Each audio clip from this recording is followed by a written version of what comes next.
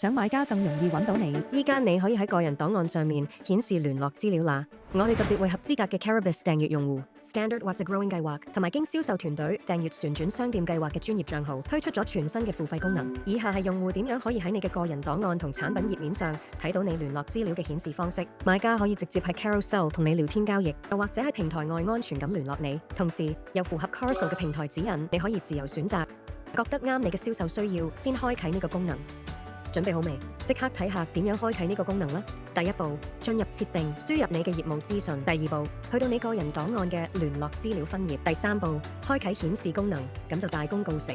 當你嘅聯絡資料設定好之後，用戶就可以隨時喺你嘅個人檔案同產品清單度睇到啦。只要你訂閱指定 Caribis 計劃，每個月就可以獲得高達300次免費聯絡資料瀏覽人次，仲有其他進階工具幫你提升銷量。當你用晒免費瀏覽人次之後，額外嘅聯絡資料瀏覽人次就會收取服務費。一齊睇下聯絡資料瀏覽人次係點樣計算，同埋幾時先會收取服務費。每位睇咗你聯絡資料嘅用戶只會計算一次，就算佢哋睇咗你幾樣聯絡資料，或者重複睇咗好多次，都只係計一次。咁樣就確保你嘅產品係吸引到真正而唔係重複嘅買家。當喺你用晒計劃入面每個月嘅免費聯絡資料瀏覽人次之後，先會收取服務費。同一個分類裡面嘅競爭對手或賣家去睇你嘅資料係唔會計入次數嘅。如果買家最終喺 Carousel 同你完成交易，你就唔會被收取任何服務費。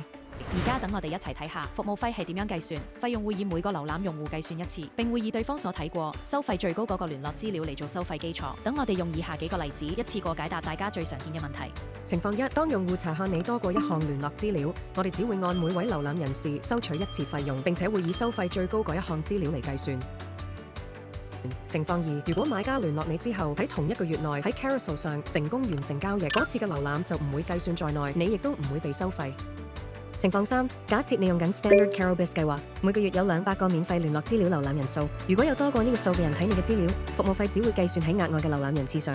舉個例，如果有220位唔同嘅用戶喺呢個月睇咗你嘅聯絡資料，系統會先扣除咗你嗰200次免費配額。至於額外嘅20位瀏覽人士，就會以每次點擊5蚊嚟收費，所以你嘅總服務費就會係100蚊。如果你有合資格嘅折扣或抵消，費用仲會更加少添。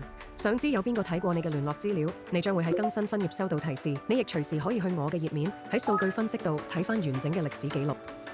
喺你開始分享聯絡資料之前，請記住，只有合資格嘅 Caribis 訂閱者，即係 Standard or Growing 計劃或者經銷售團隊訂閱年度旋轉商店計劃嘅專業帳號，先至可以使用呢個功能。同時，根據平台指引，用戶唔可以直接將聯絡資料寫喺個人簡介或者新嘅產品清單度。我哋亦會陸續開始遮蓋目前顯示喺你個人檔案或者產品清單上面嘅電話號碼、電郵地址同網站連結。呢個新安排等你可以更方便地同客人聯絡，而用戶亦可以更輕鬆咁揾到你。